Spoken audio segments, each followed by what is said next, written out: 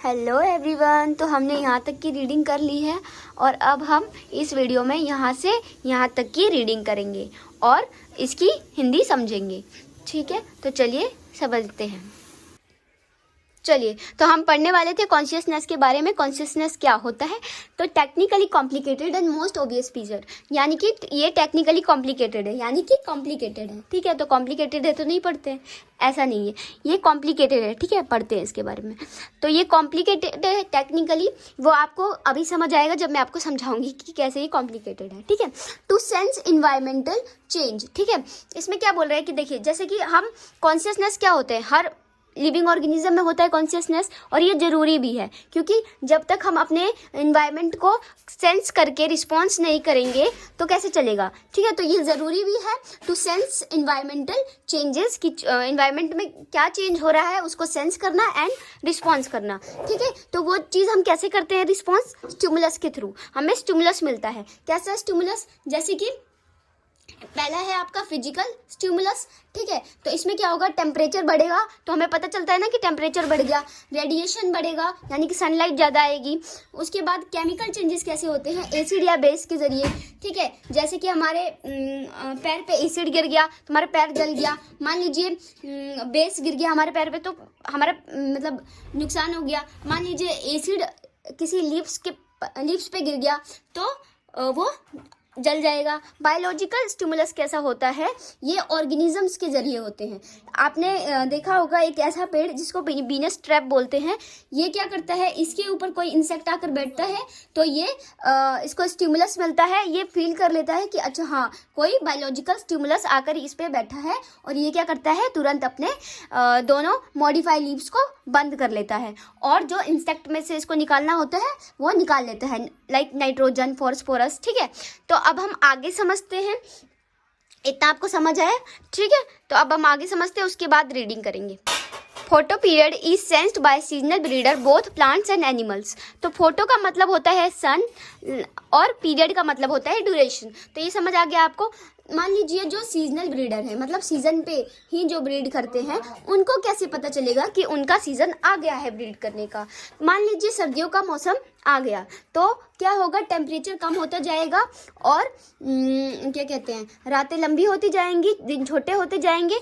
तो उनको कैसे पता चलेगा, तो वो क्या करते हैं, एक पर्टिकुलर ट्रेंड को काफ़ी दिनों तक फॉलो करते हैं और वो देखते हैं कि हाँ ऐसा ही हो रहा है। ठीक है, तो उनको पता चल जाता है कि हाँ हमारा सीज़न आ गया, अब हम ब्रीड कर सकते हैं। ऐसा नहीं है कि थोड़े बादल आए, थोड़ी सर्दी, थोड़ा ठंडा मौसम हुआ और वो सेक्सुअल रिप्रोडक्शन के लिए निकल गए।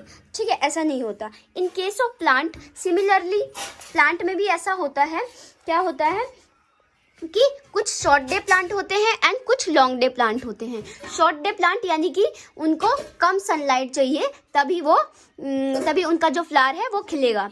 एंड लॉन्ग डे प्लांट में क्या होता है कि उनको ज़्यादा देर तक सनलाइट चाहिए तभी उनका जो फ्लावर है वो खिलेगा। ठीक है, फ्लावर क्या होता है, एक रिप्रोडक्टिव पार्ट होता है। ठीक है, तो आपको समझ आया। अब नेक्स्ट पॉइंट है all organism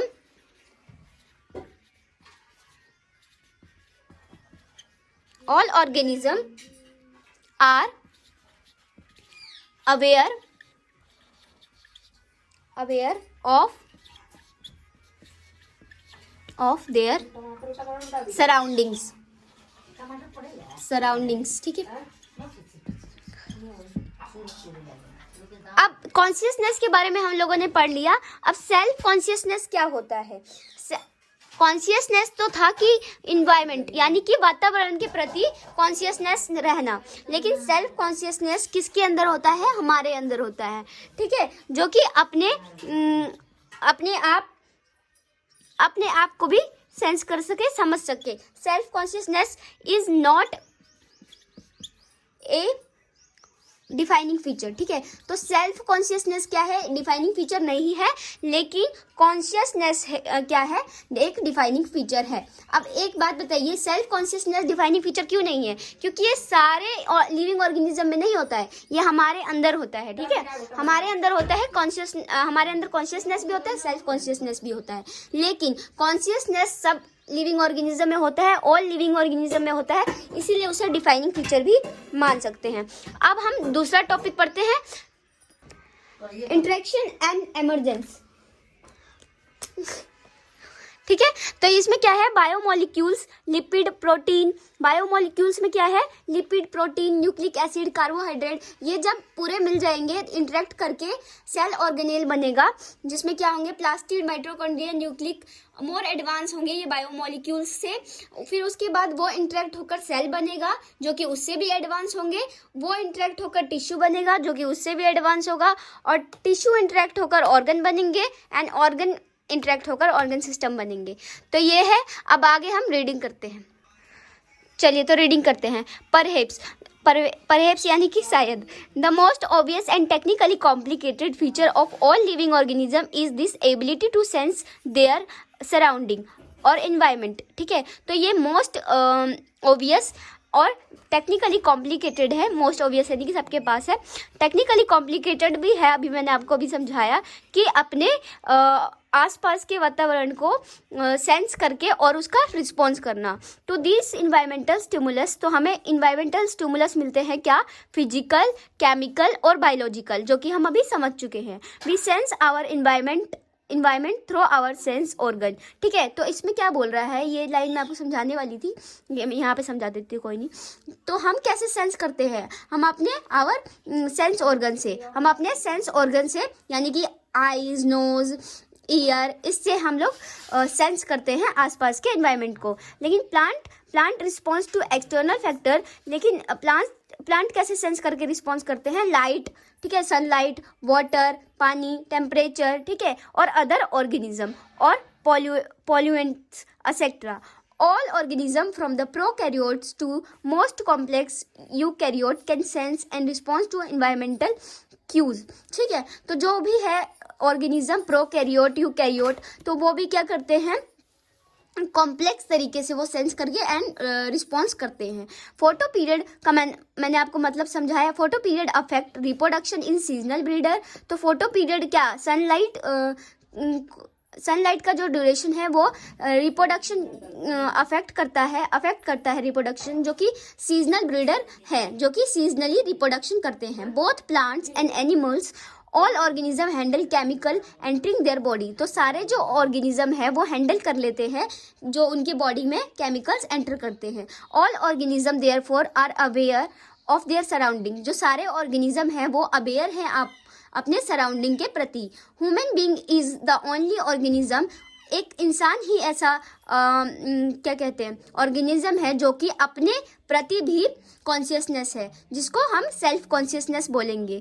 consciousness therefore become the defining property of living organism. तो कॉन्शियसनेस तो हमारा डिफाइनिंग फीचर है ही, जैसे कि मैंने अभी आपको समझाया था, लेकिन सेल्फ कॉन्शियसनेस डिफाइनिंग फीचर नहीं है। When it come to human beings, जब हम ह्यूमन बींग्स की तरफ देखें, it is all the more difficult to define the living state. ठीक है, तो हम लिविंग स्टेट को डिफाइन करना बहुत ही मुश्किल हो जाएगा। We observe patient lie in coma in hospital virtually supported by machine which replace heart and lungs. क्या बोल रहे हैं कि मान लीजिए कोई इंसान कोमा में चला गया है और वो हॉस्पिटल में है, जो कि उसका जो लंग्स है एंड हार्ट है, जो फेफड़ा और दिल है, वो मशीन पे चल रहा है। The patient is otherwise brain dead, तो उसको हम ब्रेन डेड बोलेंगे। क्यों? The patient has no self consciousness, क्योंकि उसके पास अपने प्रति अवेयरनेस नहीं रहेगी, उसके पास सेल्फ कॉन्शियसनेस नहीं रहेगा, कि वो अपना सेल्फ कॉन्शियसनेस खो चुका है। Are such patient who never come back to normal life. और ऐसे जो पेशेंट हैं, ऐसे जो मरीज हैं, वो अपना नॉर्मल लाइफ में उनका आना बहुत ही मुश्किल है, तो उसे हम ना तो लिविंग बोलेंगे और ना नॉन लिविंग बोलेंगे। In higher classes you will come to know that all living phenomena are due to underlying interaction।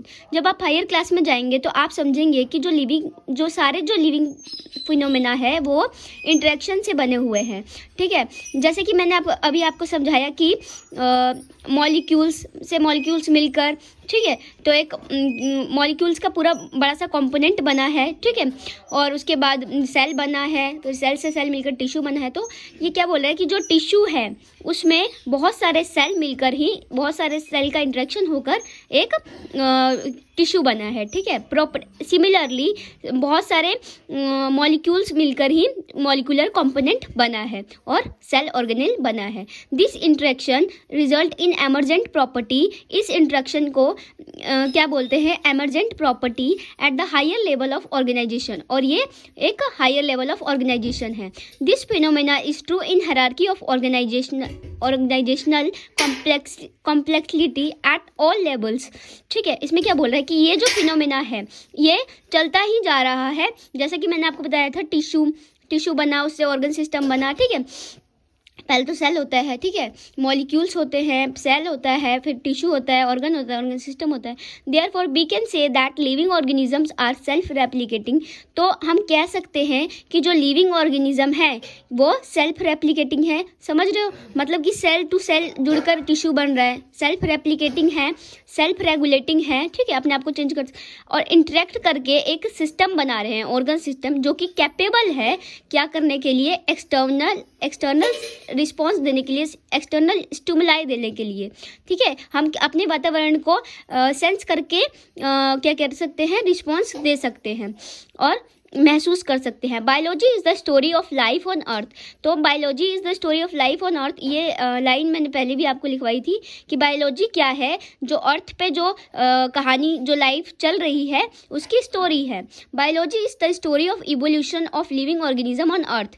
Biology क्या है कि लिविंग ऑर्गेनिज्म कैसे चेंज हो रहे हैं, वो कैसे इवोल्यूशन कर रहे हैं, कैसे चेंज होते जा रहे हैं दिन प्रतिदिन, वो अर्थ पे वो बता रहा है। ऑल लिविंग ऑर्गेनिज्म, जो सारे लिविंग ऑर्गेनिज्म है, प्रेजेंट के, पास्ट के एंड फ्यूचर के, वो एक दूसरे से लिंक है। कैसे, एक कॉमन जेनेटिक मटेरियल से, जो कि मैंने आपको बताया भी था, nucleic acid, but to very degree, लेकिन उनके अंदर कुछ वेरिएशन भी है।